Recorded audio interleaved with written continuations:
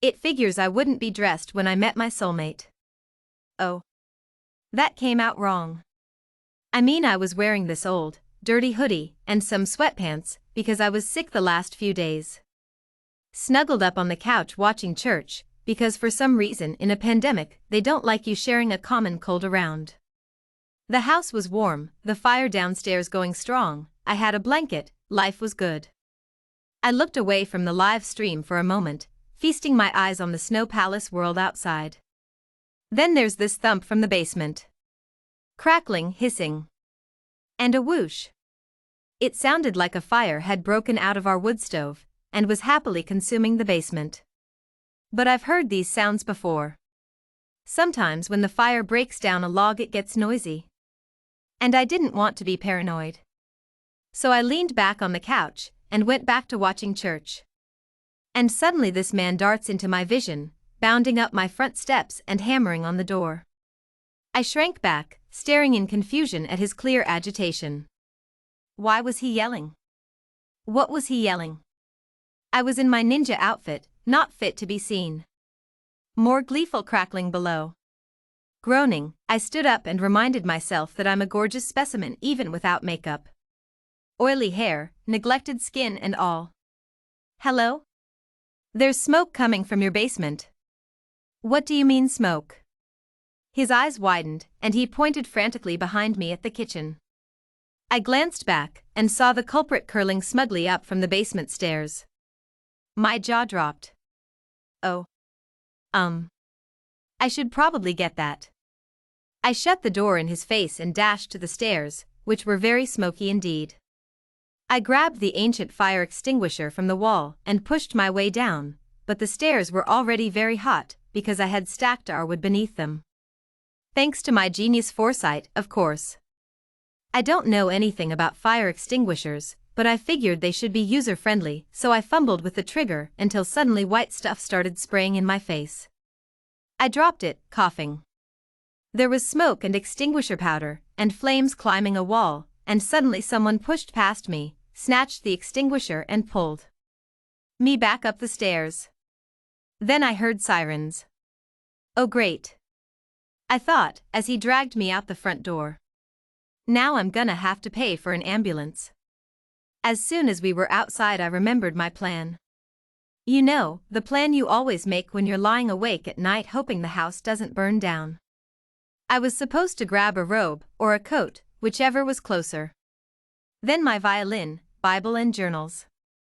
If the fire was a slow one, I'd keep rescuing books until all hope was lost. You know. Assuming my family was safe. I'm not a total jerk. My plan. I shouted, dashing through the snow. Where are you going? Startled, he chased after me. To rescue my books. I called back, circling the house until I got to my basement bedroom window. The fire was at the other end of the house, so my room looked unscathed. Are you crazy? No. I just got you out of there. That's like fire safety 101. It'll be fine. The fire's not gonna come this far anyway. I crouched down by my window, sliding it open and popping the bug screen out. Seriously, that's a terrible idea. Also, why is your house that easy to get into? Not important. I slipped my legs inside, dropping the 3 inches to my dresser, and thence to the floor. My violin was sitting on my desk in its case, and I grabbed it in a big bear hug. It's okay, Chaucer, I came back for you. I looked up to see the dude staring at me, wide-eyed. Don't judge. And take this. He held up his hands defensively, then grabbed one end as I shoved my violin out through the window. Outside my bedroom door, the fire was drowned out by the sirens which wailed to a stop out front, and I heard yelling and boots thumping as the fire brigade arrived. While I was distracted, the stranger grabbed my arm and started hauling me out of my room. Hey. Let go. I'm not finished yet. No. I've got to go tell them there's no people in the house, and I don't believe in lying, so get out here. Fine. But I can crawl out on my own, thank you. I twisted my wrist, and he cried out and let go, falling back onto his butt. Then I climbed out, clutching my journals and Bible. I got everything I needed anyway. He collapsed in the snow, groaning. I think I hit my tailbone. You could have warned me. I was just trying to rescue you anyway.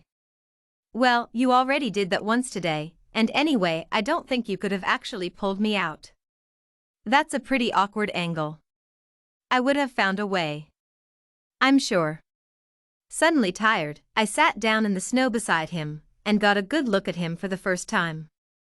As water blasted around the opposite side of the house, I noticed he had green eyes, like mine, with a little circle of blue around them. He was lanky, and he had big ears. But you didn't notice them so much because his dark hair was a little long. I decided that for rescuing me, I had better invite him for dinner, maybe sometime after I wasn't technically self-isolating. I stood up and suggested. Hey, so you want to go tell them we're alive and the house is empty? Yeah, sure. He stood up and dusted himself off. Then we walked back around the house, just missing the fireman that ran into my bedroom to check for residents. Disclaimer, obviously this story isn't super realistic.